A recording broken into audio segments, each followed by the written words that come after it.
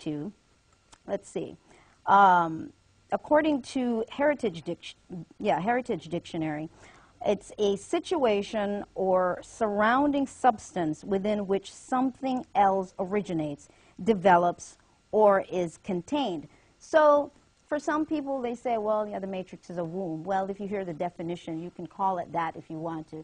And my thing is, it doesn't matter what we call some of this stuff. It exists anyway. But we're having to find words, because this is where we live now. We operate more so based on words as opposed to symbols, which, you know, were more of the original language. So a lot of things that we say get misinterpreted because it's so limiting in what we can express.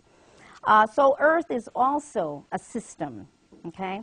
It's a matrix which functions based on a layer of systems within the construct of conscious reality. So the Earth itself, is what I'm saying, is a system. And that system operates within multi-systems, multi-matrix. Inside of that system, what we call Earth, that particular matrix, there's a bunch of other matrix operating in that. But the one that we are dealing with is the one that is the one that limits us, the one that ensures that we don't get off the wheel too quickly. And that one is the one where you are tied into, you know, the governmental structure, the corporate structure, the educational system, the religious system. All of those are the mode by which the matrix on that level operates. Because what is the experience about here in this particular reality? This particular reality is about limitation, okay? It is about you being a diminished God, one that no longer remembers who you are and what your capabilities are. That is the design of this particular system in order to have the human experience. So the only way that you could be all that you could potentially be as a human being is to basically lose, you know, all sense of power. Not that you ever lose power. You never really lose it. You just lose the memory of the fact that you have this capability. So government then has to exist in order to ensure that you will remain in these limitations. And with that are the laws that exist. And I say government and corporations is the same thing because they're all tied in together, as you know. They're very closely meshed. And then there's religion that's also tied into that. So you've got these, you know, the matrix that's just, everything is just interwoven. And with that interwoven process, that's all interwoven in your consciousness. So, and some of this is kind of hard to talk about without wanting to go into other things, but there's so many things to talk about. I'm like, okay, well, you've got to pick some stuff here. But first I wanted to bring that up. With the circumstances that are going on right now, it's actually an opportunity, believe it or not. It's an opportunity for you to decide which door you choose.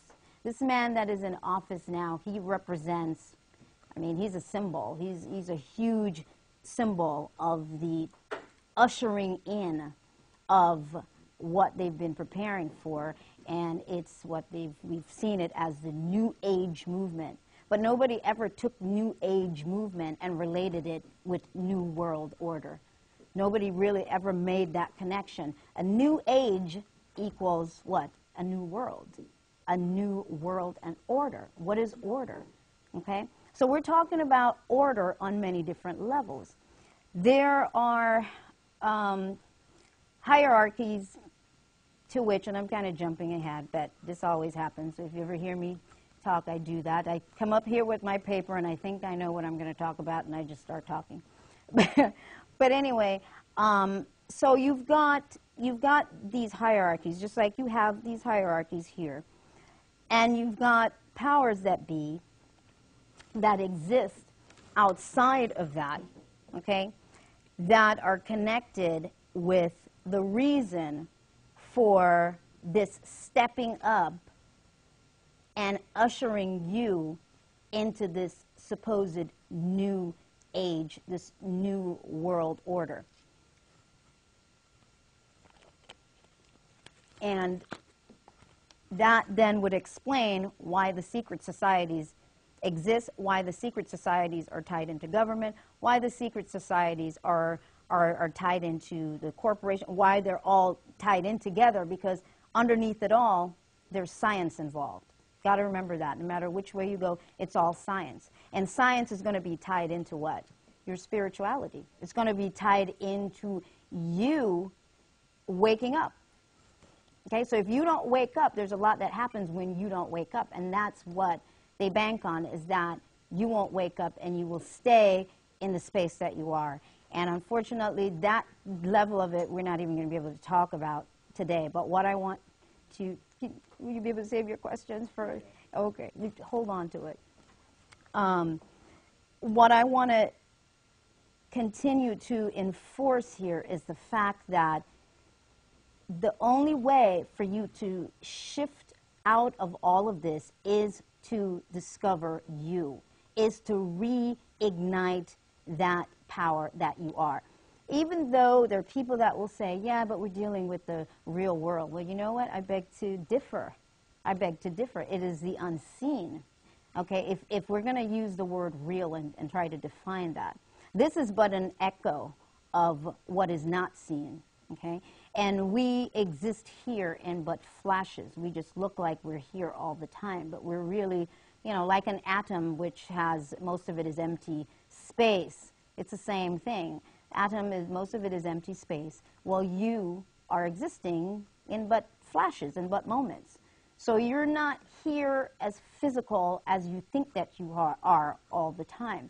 But because you're so disconnected from your memory of who you are, that the moments that you are feeling yourself as physical matter, they feel like forever, and it's just consistent, but it really isn't. So you get flashes also sometimes of something else, but we're not taught how to hold on to that. So all you have is you feeling stuck in the physical world and playing what? The game of survival. Because that's what this is about. As long as you're caught in the survival wheel, you're gonna spend all your days surviving. And again, for those who have not heard me talk about that, when I'm talking about survival, I am talking about any and everything. It's not about money. Survival isn't about money. It's about self-preservation. And in each of us, there are things in each of us that we feel that we need to preserve. It's a matter of protecting our life. We are programmed to be afraid of losing our lives. Seatbelts, this, that, all programming, because let me tell you, you come here with an agenda. You come here with an agenda. And you can pad yourself with those seat belts all day long. You can do all that stuff. It has nothing to do with that. You don't not get in an accident because you have your seat belt on. You know, how many people have their seat belt on and something happens? I mean, circumstances are happening based on your path, your journey here, and the more that you can understand about who you are is the more power you begin to have with changing whatever the course is that you may have set in motion some time ago, or whatever your travel package is in this time, because that's what we get. We have these travel packages. We come here with a plan and a process as to way life will be carried out. And the fact, again, that you are here, it says to me that everybody in here is here for more than just living the program. So that is a very important piece to understand. Okay, so we understand then that Earth is also a matrix, and that's where you have your human experience. The bigger part of this now is the fact that you're in a cosmic game, okay? You are in a cosmic game, a huge cosmic game. And that cosmic game is about what? Energy experiencing and being all that it